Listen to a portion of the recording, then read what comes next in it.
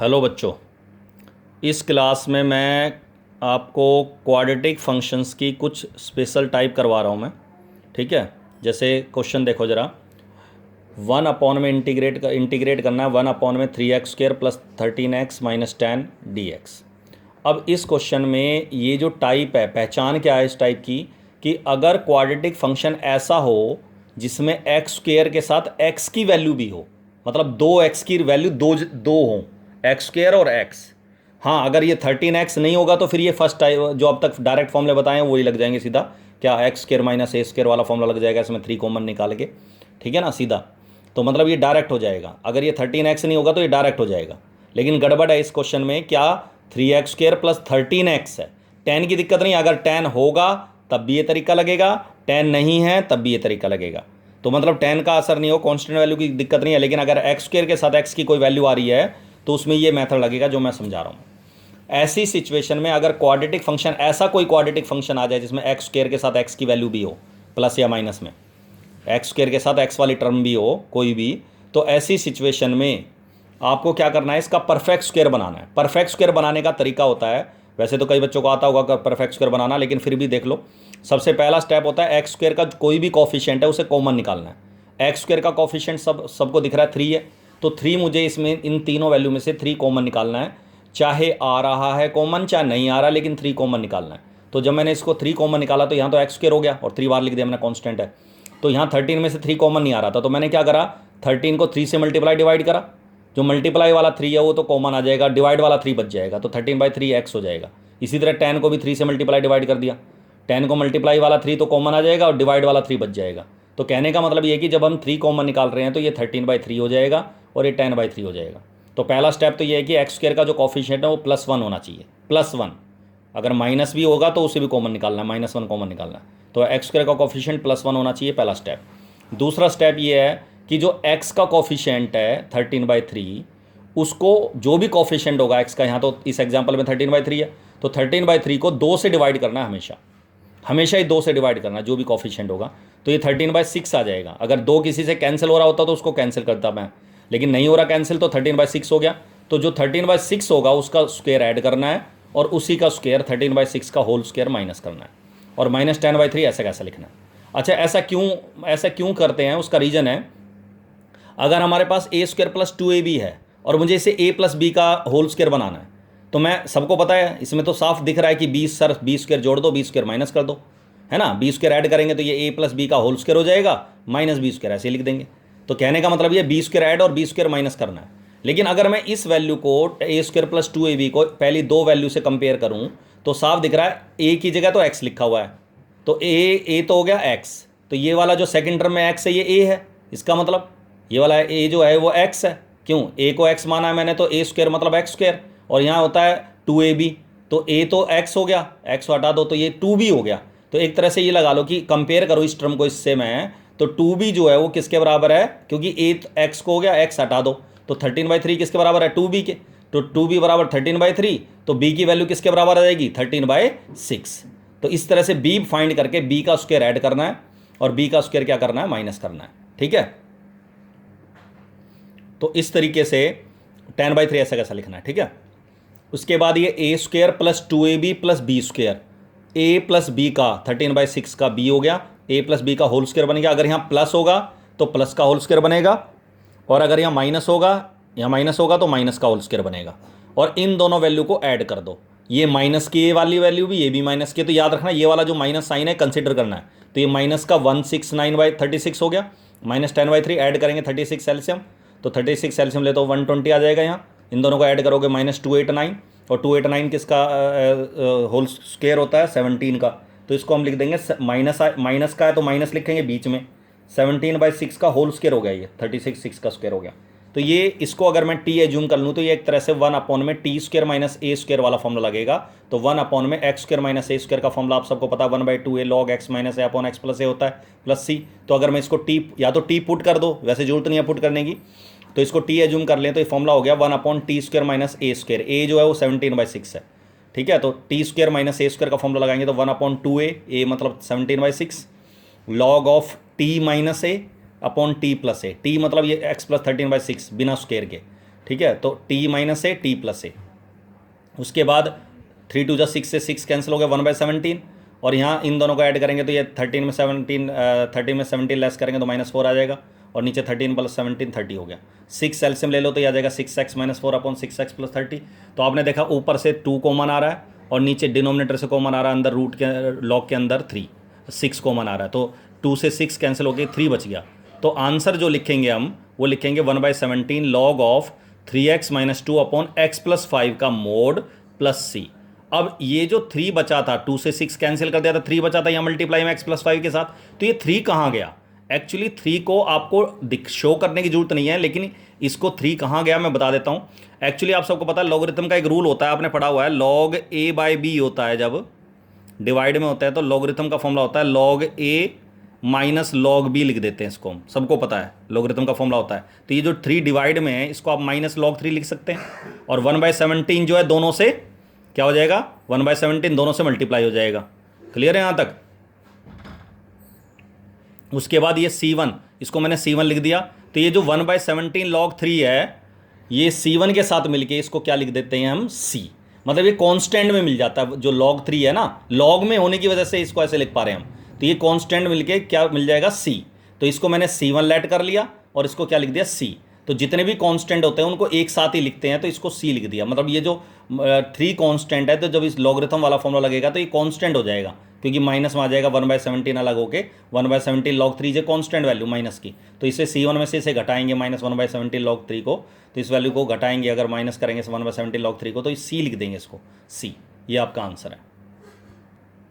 इसी टाइप का एक क्वेश्चन और देखो, अब ये इससे इंटीग्रेट करना है, सबको पता है e⁻x, अगर ये वाले क्वेश्चन इंटीग्रेट करना है मुझे तो पुट करना पड़ेगा, क्योंकि ऊपर e⁻x है, e⁻x किसका डेरिवेटिव होता है, e⁻x का ही।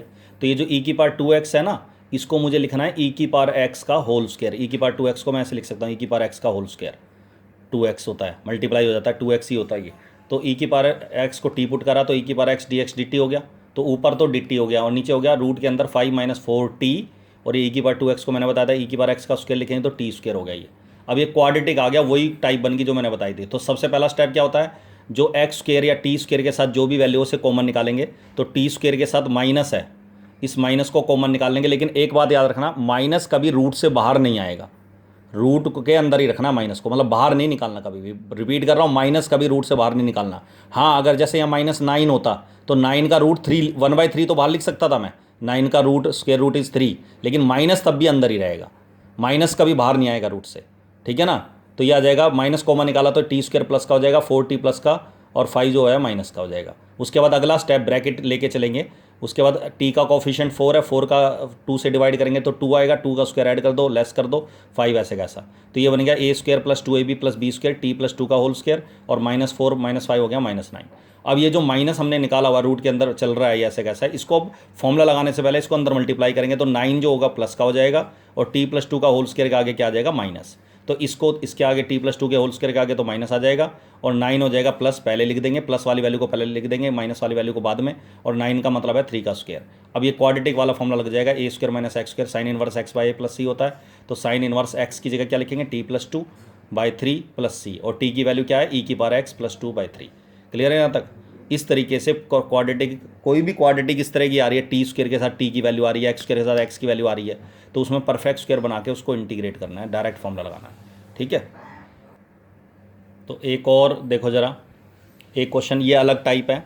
अगर इसी परफेक्ट स्क्वायर वाले जो क्वेश्चन, अब ये तो कन्फर्म एक्स स्क्वायर के साथ एक्स की रकम है 4x, तो एक्स स्क्वायर के साथ एक्स की वैल्यू आ रही है, तो ये तो कन्फर्म है परफेक्ट स्क्वायर बनेगा। इंटीग्रेट करने से पहले इसको परफेक्ट स्क्वायर बनाना पड़ेगा, लेकिन मैंने देखा न्यूमरेटर में भी एक्स आ रहा है इस क्वेश्चन में, तो ये थोड़ा सा अलग हो गया, जो मैंने अभी पहले डिस्कस करें क्वेश्चन उनसे थोड़ा डिफरेंट हो गया।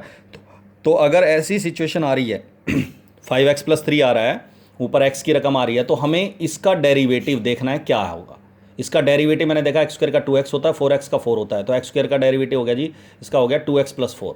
तो हमने देखा इसका डिनोमिनेटर का जो डेरिवेटिव है वो 2x + 4 होता है, dx = dt। तो इसका मतलब ये पूरा का पूरा इसका डेरिवेटिव ऊपर जो है एज इट इज़ इसका डेरिवेटिव नहीं है, मतलब पुट करके ऊपर वाला एडजस्ट नहीं हो रहा।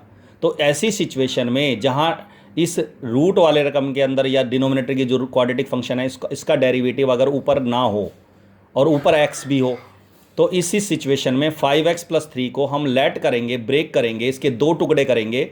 एक टुकड़े में लिखेंगे एक a टाइम्स ऑफ इसका डेरिवेटिव, डिनोमिनेटर का ही, एक्स स्क्वायर का डेरिवेटिव 2x होता है, 4x का 4 हो गया, 10 का 0, और प्लस b दूसरा का टुकड़ा होगा कांस्टेंट। तो ये एक फॉर्मूला है जिसमें नोमरेटर को ब्रेक करना है, तोड़ना है, a times of derivative of denominator, root में विदाउट रूट है तो रूट वाली के अंदर वाली, और बिना रूट होती तो भी ये वाली पुट कर रहे हैं, प्लस b। अब इसको दोनों साइड हमें कंपेयर करना है। x का कोफिशिएंट ए बी की वैल्यू फाइंड करनी होती है हमें। x का कोफिशिएंट 5 है लेफ्ट साइड में, और तो इस क्वेश्चन के अंदर हम क्या करेंगे, x का कोफिशिएंट 5 है और इधर x का कोफिशिएंट है 2a। तो जब मैं 5 को 2a के बराबर रखूँगा तो a की वैल्यू होगी 5/2, और इधर कांस्टेंट वैल्यू 3 है, और इधर कांस्टेंट राइट साइड में कांस्टेंट वैल्यू देखेंगे 4 और b है, ये दोनों कांस्टेंट है, लेकिन a भी मल्टीप्लाई होगा 4 से, तो ये आएगा 4a plus b, right side में constant value 4a plus b, और ये 3 के बराबर लिख देंगे। मतलब दोनों एक तरह से इनको जोड़ने पर ना, इन दोनों को ऐड करने पर इसी के बराबर आएगा। तो बराबर तभी तो आएगा जब x की रकम भी मैच करे और कांस्टेंट वैल्यू मैच करे। तो x के साथ 5 है, इधर x के साथ 5 होना चाहिए, मतलब 2a की जगह क्या होना चाहिए 5, तो 5 के बराबर रख दो इसको, तो a की वैल्यू क्या होगी 5/2। इसी तरह कांस्टेंट वैल्यू इधर 3 है, तो constant value 4a plus b किसके बराबर होगी 3 के। तो जब a की वैल्यू 5/2 इसमें पुट करूँगा तो ये हो जाएगा 10, तो b की वैल्यू हो जाएगी जी -7, 3 में से 10 लेस करें -7 होगी। तो इसका मतलब 5x प्लस 3 का a की जगह लिख दिया 5/2, 2x प्लस 4, और b की जगह रख देंगे -7। अगर मैं इस 5/2 को अंदर मल्टीप्लाई करूँ तो ये 2 से 2 कैंसिल हो गया, 5x आ गया, और इससे मल्टीप्लाई करेंगे तो ये 10 आएगा, 2 से 4 कैंसिल हो गया, 5 2 जा 10, -7 क्या आ जाएगा 3। तो मतलब एक तरह से इनको वापस राइट साइड को ऐड करूँगा तो यही आएगा लेफ्ट साइड के बराबर। तो ये इसी का ब्रेकअप है, ठीक है ना। तो ब्रेक करने के बाद इस फॉर्म में क्यों ब्रेक किया मैंने इसको, ताकि मैं इसकी जगह रख दूंगा, अब मैं आई फॉर इंटीग्रल लेट कर लिया इस क्वेश्चन में मैंने, 5x प्लस 3 की जगह ये लिख दूंगा 5/2, 2x प्लस 4 -7। ऐसे क्यों ब्रेक करते हैं, क्योंकि जब मैं इसको सेपरेट करूँगा, इस 5/2 2x प्लस 4 के नीचे भी डिनोमिनेटर लिखना है और 7 के नीचे भी डिनोमिनेटर को लिखना है, ठीक है। अलग अलग दो क्वेश्चन बनाना है, और इंटीग्रेशन का साइन और dx भी अलग अलग लिखना है। तो इस वाले पार्ट, जो पहला वाला पार्ट है, इसमें तो नीचे वाले को टी पुट करेंगे, डिनोमिनेटर रूट के अंदर जो रकम है इसको टी पुट करा तो 2x प्लस 4 dx dt हो गया। तो ये तो dt बन गया, dt और √t, और √t को t की पावर हाफ है, ऊपर उठा के -1/2, इसको इंटीग्रेट करेंगे, -1/2 में एक ऐड कर दिया तो +1/2 आ जाएगी, +1/2/2, ठीक है, 2 से 2 कट जाएगा, तो ये 5 इंटू टी की पावर हाफ का मतलब रूट हो जाएगा। और इस वाले में परफेक्ट स्क्वायर बनाएंगे, राइट, जो सेकंड पार्ट है। परफेक्ट स्क्वायर बनाने का तरीका मैंने बता रखा है, एक्स स्क्वायर का कोफिशिएंट 1 है, +1 है, कोई दिक्कत ही नहीं है, कुछ कॉमन नहीं निकालना। लेकिन x का कोफिशिएंट फिर देखो क्या है, 4 है, 4 को 2 से डिवाइड करेंगे, 2 का स्क्वायर ऐड कर दो, लेस कर दो, ठीक है, 10 ऐसा कैसा, तो ये x प्लस 2 का होल स्क्वायर बन गया, और -4 + 10 क्या हो जाएगा +6 को लिखेंगे +√6 का स्क्वायर। और ये डिसाइड करेगा जब ऐसे होल स्क्वायर वाली फॉर्म में लिख देंगे कि कौन सा फॉर्मूला लगेगा। तो इसमें लगेगा 1/√x² + a² वाला। तो log ऑफ x का मतलब x प्लस 2 की जगह लिखना है t पूरा, ये पूरा t मान लो, तो t log t plus root में t² + a², a√6 है मोड में, ठीक है, प्लस c। तो ये आपका आंसर आ गया जी। इसका स्क्वायर खोल दो, a² + b² 2ab खोलोगे तो वापस ये आ जाएगा x² + 4x + 10, ये आ जाएगा। और ये आपका आंसर आ गया। t की वैल्यू रख दो, t की वैल्यू x² + 4x + 10 और -7 log of x + 2 plus root of x² + 4x + 10 का मोड प्लस c। तो ये एक अलग टाइप का क्वेश्चन है, इस साल बोर्ड में ये क्वेश्चन आया हुआ है। क्लियर है यहाँ तक? इंपॉर्टेंट क्वेश्चन है, ये इंपॉर्टेंट टाइप है। क्लियर है यहाँ तक? तो इस तरीके से क्वेश्चन इंटीग्रेट करने हैं, दैट्स ऑल।